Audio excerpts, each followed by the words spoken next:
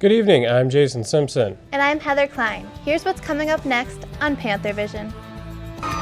The Lady Panthers soccer team does something not done in their 28-year history. Coming to the 2011 Horizon League Women's Soccer Championship Tournament. Plus, see how you can ward off the flu for the cost of a pizza. And some love their caffeine so much they sing about it.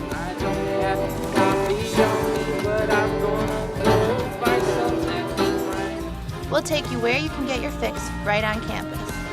All that and more coming up on Panthervision. From the University of Wisconsin-Milwaukee, this is UW-M Panthervision.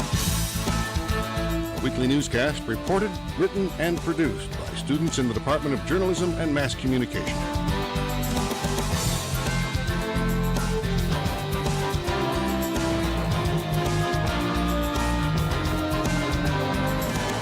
And now, the news. Good evening. It's the first time in UW-M history. Actually, there are two firsts wrapped up in one event. It happened Saturday night as the UW-M women's soccer team hosted an NCAA tournament game for the first time ever. The 15th ranked Panthers beat Illinois State 3-0. The victory is the Panthers' NCAA tournament win. The team made it to the tournament 8 times, but until now has never recorded a victory. With the win, the 19-2 Panthers avenged a regular season loss to Illinois State. A game this big and a team this good gets noticed, not just by sports fans, but by others too. Reporter Asa Kwame joins us live with the reaction. Asa? If you know anything about women's soccer, you know that the team has had some big stars over the past 4 years. The stars came out on Saturday, both on the field and in the stands. The biggest rock stars on campus don't play music. They play soccer. And everyone, it seems, is here to see them.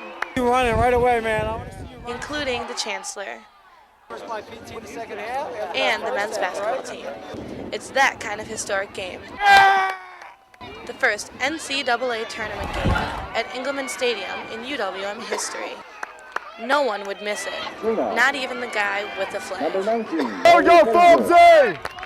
Junior Al Hall loves soccer, and when this cheerleader found a UW-M flag, it was a match made in heaven. I found it down in our locker room, and my coach said I could have it, so I just brought it to soccer games. We started scoring, so I just started running.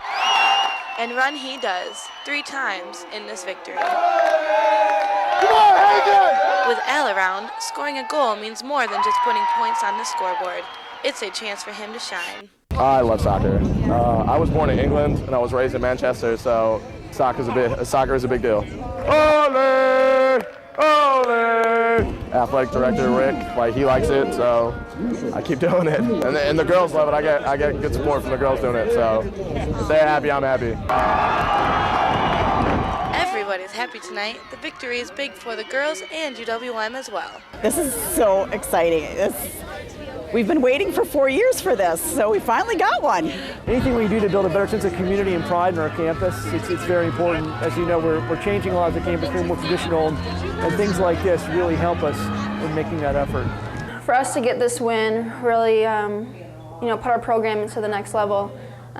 Going to wherever we're playing next weekend in the second round is going to be huge. I'm sure it's going to be even, our next biggest game. But really, this game was, our biggest game in our program's history, and for me as a player.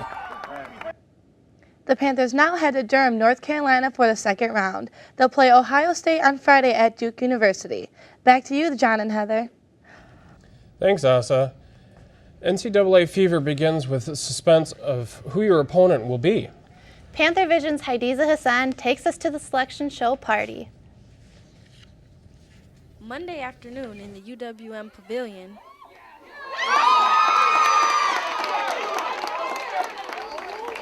cheers could be heard as the UW-M women's soccer team celebrated their selection in the NCAA tournament.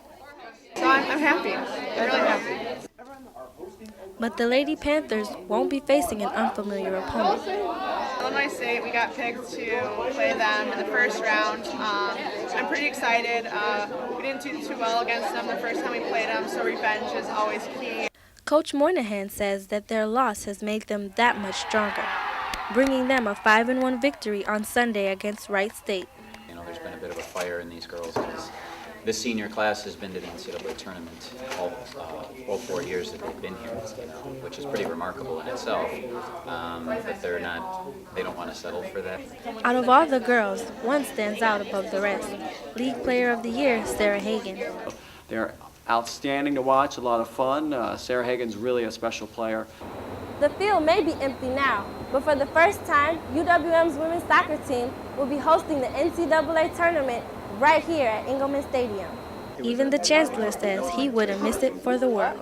It was interesting because I was never a big soccer fan until I became Chancellor, and I try to attend as many sporting events as I can. Taking it one game at a time, the girls are trying to go all the way. In Milwaukee, I'm Hadiza Hassan for Panthervision. The Lady Panthers were ranked 15th in the nation going into the tournament. College graduates shouldn't expect a break at the bank anytime soon. Recent numbers show an increase in the amount of student debt in Wisconsin. Students graduating from Wisconsin colleges finished with an average of $24,627 in debt. The national average is $25,250. Wisconsin is ranked 15th overall in student debt. 67% of Wisconsin grads have student loans to repay. Protests are springing up all over Wisconsin this winter, but this one might give students and teachers something to groove about. John Parnon has the story. Then you better check your pulse! Because you're dead! Check your pulse! Chanting and yelling are nothing new to protests around Milwaukee.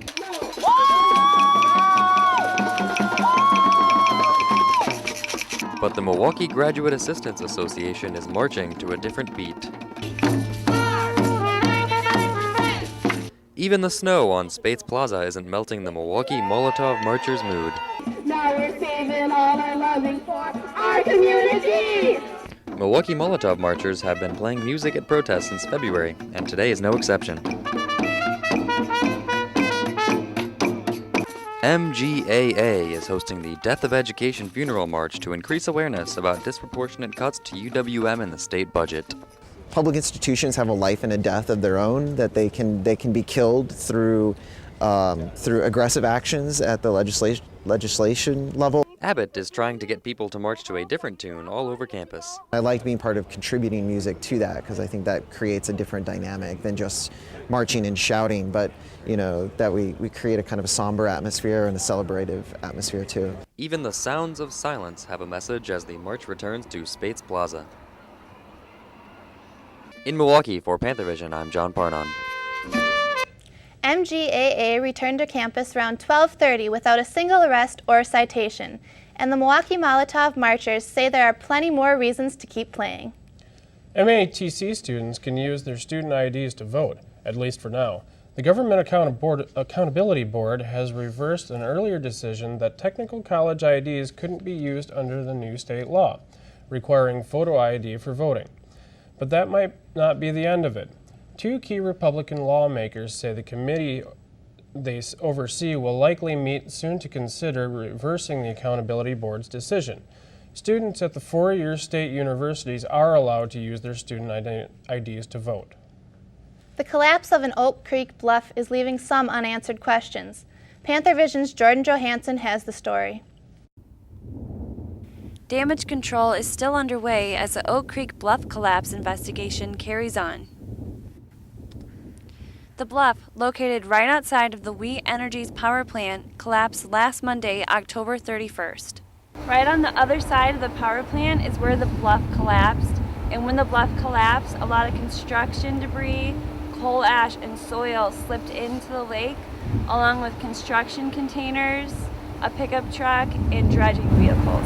According to Oak Creek's acting fire chief, Tom Rosendick, no one was injured during the accident.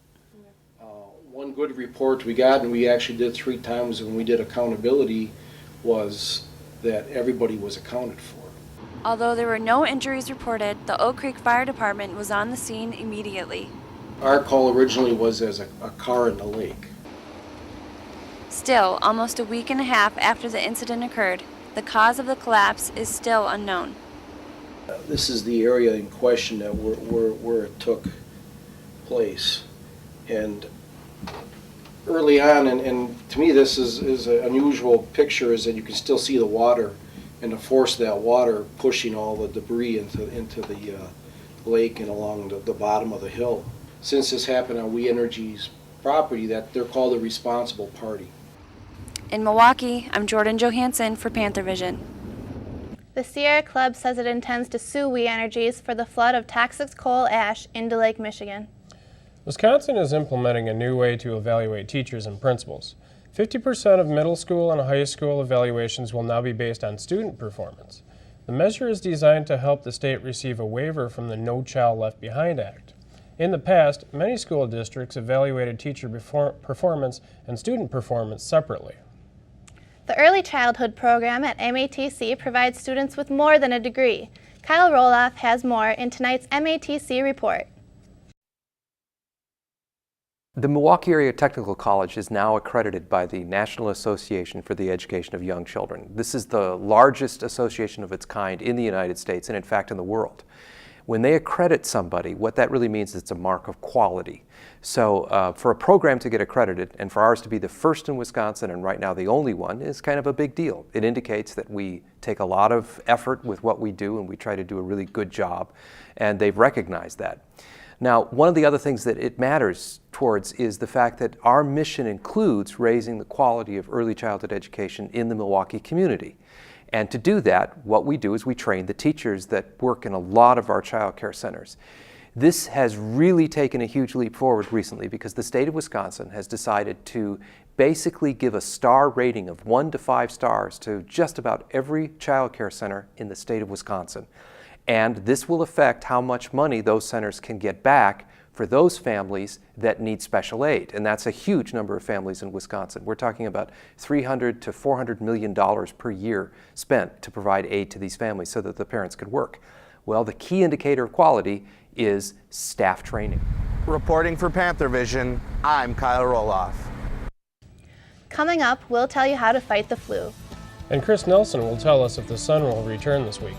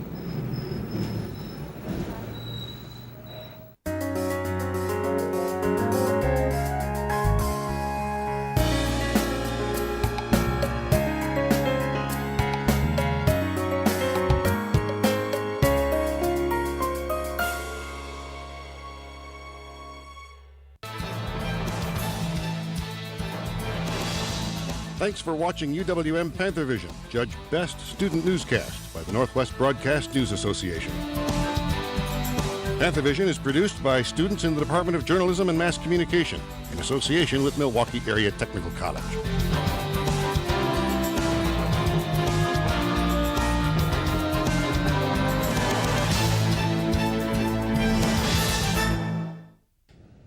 Chilly temperatures aren't the only concern for UWM students during the winter season. But as Panthervision's Carrie Seibel tells us, some students are taking steps to protect themselves. Elle Vindenhall made her way over to campus a little earlier than usual last Wednesday. All right, looks good. You can pay right here and then go to station 2. Awesome, okay? Thank you. You're welcome. She was one of the 200 to 400 expected participants who found themselves in the Fireside Lounge. Figure it's the last day, I better go in.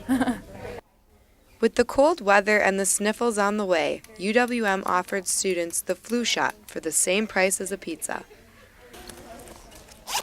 Student nurse Emily Billett stressed the importance of receiving the vaccination. It's a different type of vaccine this year, so you want to get it again. But no more than once a year. Like Elle, other students are preparing for the upcoming flu season. I usually get some vitamin C. That's about it for me. Okay.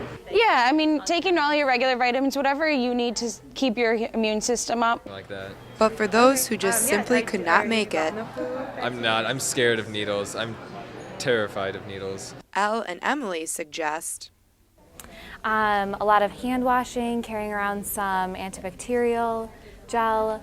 And if you're sick, stay home. Don't bring the flu to class.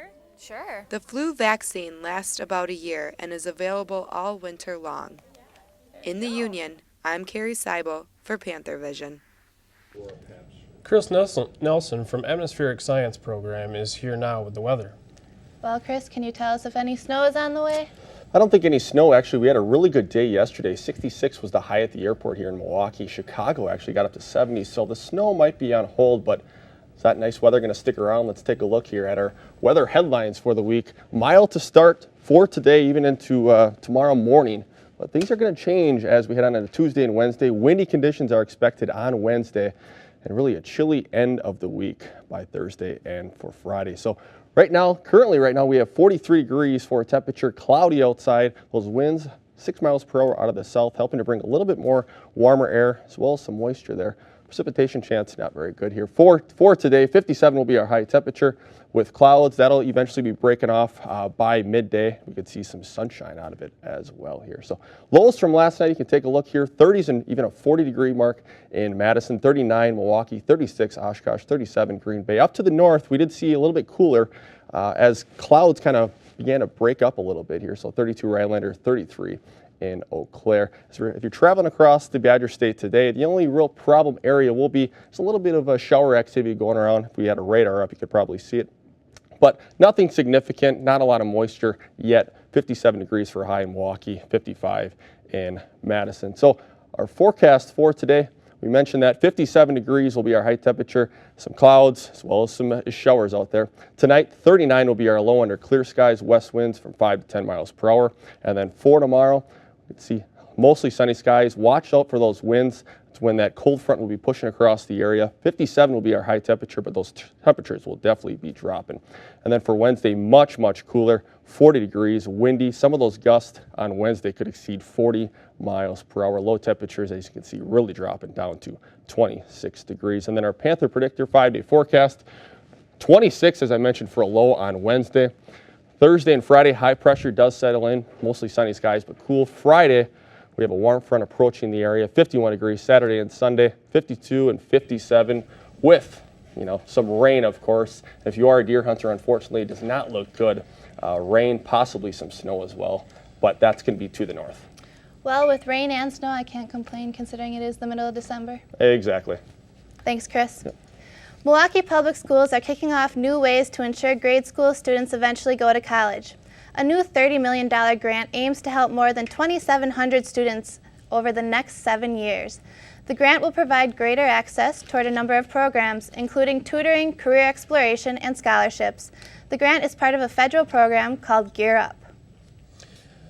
The annual Letters to Santa television show is coming soon. METC's Justin Avery has the report on the longest-running TV series in the state. Letters to Santa has been going on for over 50 years, an MPTV tradition, and it's all student-run, and we're trying to continue the tradition and make the best of what our capabilities are. And so far, we have 2 shows done. We got 3 more shows to do, and we did a great job on our first 2 shows. We got 3 more, and so far it's been going great, and hopefully everybody loves the show. Basically what Letters to Santa is a program for kids to come meet Santa, get their letters read on national TV or public TV, and just it's for the kids. And everything about Santa is for the kids, for the parents, seeing their kids on TV and just having a great time in general. And it's a great experience for the students as well. We got crew call at 8:30 in the morning, and we're gonna go over the meeting. Right after that, 8:35, we're gonna be talking to every position today that people that cover my show today. My camera crew, my audio engineer, my tape. So I'll be like go over position and see what I expect to get from them today. I hopefully by late 9:40, all the 12 kids can be on the set them up. By 10 o'clock, start taping. Well, Letters to Santa has been an experience to say the least. Everybody's worked super hard, and as the assistant executive producer, there's a lot of struggles we had to go through. We had to make the set. We had to get everybody together. Everybody had to work as a team, and so far so good. And it's been a great experience, and I really enjoy what we did so far. Yeah, certainly. Beginning I kind of like know it's so bad, and then say I hopefully by the end of the show get this load out of my shoulder. It made me feel better, and then move on to the next project.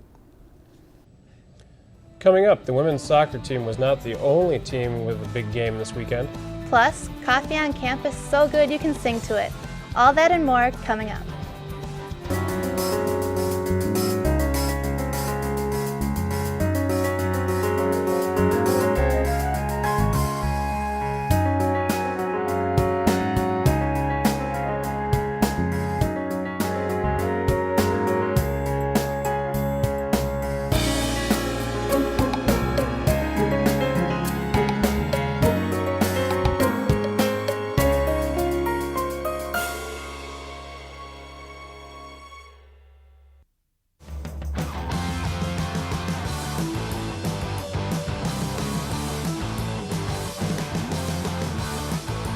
This is where powerful ideas lead to proven results.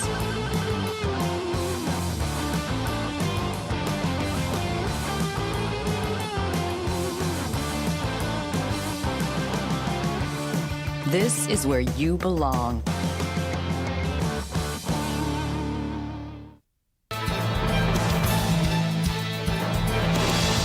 Thanks for watching UWM Panthervision, judged Best Student Newscast by the Northwest Broadcast News Association. Panthervision is produced by students in the Department of Journalism and Mass Communication in association with Milwaukee Area Technical College.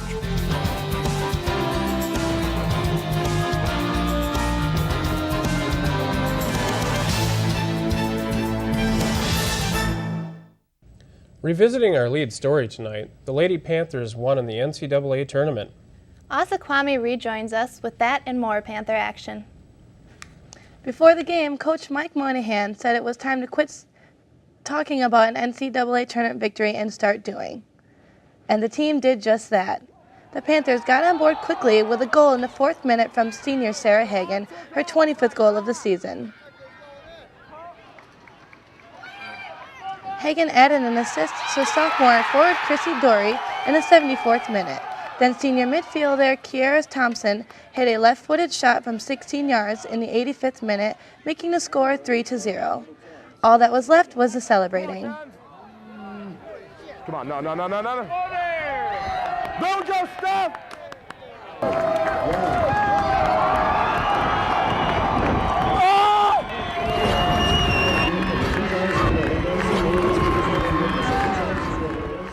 UWM's next opponent is Ohio State. They beat Tennessee 3-0 and advanced to the second round.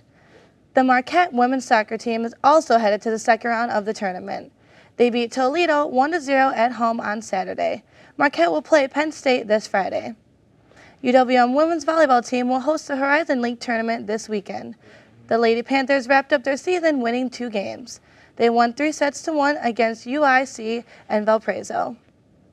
The women's basketball team tipped off their season against the Badgers. The Panthers fell to the Badgers by the score of 68-51. Courtney Linsforis led the Panthers with 13 points. The game was decided on the boards as the Badgers out-rebounded Panthers 48-24. Unfortunately, the Panthers ran into foul trouble as Linsforis and Sam Tucker fouled out. The Panthers will play Friday in Iowa against Drake. Playing the Badgers so early in the season is a big task. The Lady Panthers face a tough early schedule with a much younger roster. Panthervision's Matthew Cash takes a closer look at this year's team. When you take a look at the Lady Panthers starting lineup, the first thing you notice is youth. Sophomore Angela Rodriguez says it's not a problem. I don't think so. I mean, we have Ashley Green, who played at Nicolay. She's state championship. A girl who played at Montini, Kiki Wilson, she has won state 3 years in a row. We've had some kids who come from really good programs and really good teams, so I think that they know what to expect. Angela started all but one game as a freshman last season for the Panthers, but she's not the only one with early experience. And we know what to expect, so we can help lead the team and help them learn what they need to do to perform well. Teammate and friend Courtney Lindfors and Angela both started on opening night last year against Oklahoma, which was a first in UWM Division I history. They combined to make 50 starts throughout the season. So what does it mean for this year's team? Angela says it means everything. I don't know, I just think I know what to expect from players now. I know who's bigger, stronger, faster. I know some of the teams now, what they run, so I mean, I think that all helps. The Lady Panthers broke a school record for three-pointers made in a season a year ago with 212.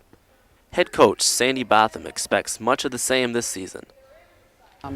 We are still small in some regards, don't have a ton of depth at the post spot, but I think we'll make up for that with just speeding up the game a little bit with our athleticism. The Lady Panthers hope to tip off their season the right way as they take on several powerhouse schools early in their schedule. That includes UW-Madison, Michigan State, and preseason number 1 Baylor. At Klatsche Center Arena, I'm Matthew Cash for Panthervision. The UWM men's basketball team opened up the season on Saturday against Southwest Minnesota State. UWM won 71-65. The Panthers hit the road to take on Northern Illinois tonight and return home on Friday for a game against IUPUI. Tip-off on Friday is at 7 p.m. That's it for sports. Back to you, Heather. Thanks, Lassa. As the end of the semester comes closer, students are put into overdrive. But as Panthervision's Sarah Christofferson reports, there's one place on campus that can help you stay on track. The weather is starting to take a turn for the worse, which means the end of the semester must be right around the corner. But 3 UWM students are taking a break from their studies and braving the weather to have some fun. Yeah, I don't mind the cold, even though I come from a little island. Rodriguez moved here from Puerto Rico a couple years ago. I got used to it. With his workload increasing, Jose heads to the campus coffee house to get his caffeine fix. Here I go to another grind on EMS, library. Like Jose, around 3,000 customers frequent the 5 grind locations at UWM every day. But the grind doesn't just make coffee for students, it also creates jobs as well. Yep, 99% student run.